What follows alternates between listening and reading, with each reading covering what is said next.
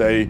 They saw that somebody was having a good moment, that they were getting attention for a good reason, and they said, wait a second, we can't allow this. Let's turn it into a negative story. So USA Today, among other outlets, decided to run an article hours after Murray's big achievement, reporting on the homophobic tweets that he sent when he was 14 years old. I don't know what the tweets were. It doesn't matter. I don't care. I didn't look. They said that the tweets involved him using homophobic language with his friends. So I assume that he jokingly referred to one of his friends as an F word, a slur for gays. I don't know, but who cares? It doesn't matter. He was 14. Even if he had said it last week, I still wouldn't care. But he said it when he was 14. Offensive language from a 14-year-old boy does not matter. If it's your 14-year-old boy and you're his mother or something, then yeah, I could see why it would matter to you, that you would reprimand him and say, don't use that language. But in terms of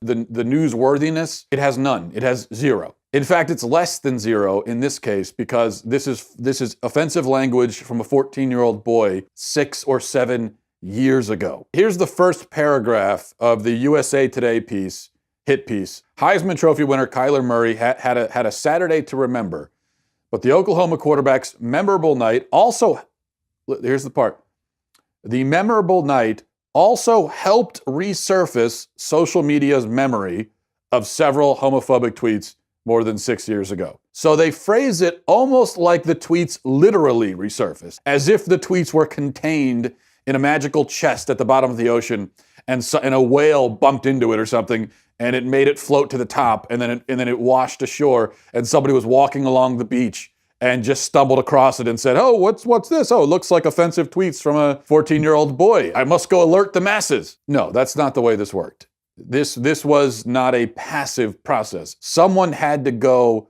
looking for the tweets. And how did that someone, whether it was Scott Gleason or whoever else, how did they find the tweets? What method did they use? They could have combed through 6 years worth of tweets to see if they could find anything, but that's probably not how it was done. That'd be a little bit inefficient. And in fact, the way that they really did it is in some ways maybe worse, because what they would have had to do is plug in Kyler Murray's name to the Twitter search bar, and then also put in, the F word slur for gays, or they would have had to come up with a few offensive words and just plug it in to see what comes up, to see if Kyler Murray ever at any point in his life used those words on Twitter. And they would have done this just because he won the Heisman, and for no other reason. Someone would have had to say, or multiple people in the media would have said, well, this guy won the Heisman. Let's go see if he ever insulted gays. That is literally the thought process. That's the way it would have worked. He's in the news for a good reason. Let's go see if we can find a reason to destroy him. And then what do you know? They found it. Mission accomplished. Now we can destroy him because he dared make the news for a positive reason, because he dared accomplish something.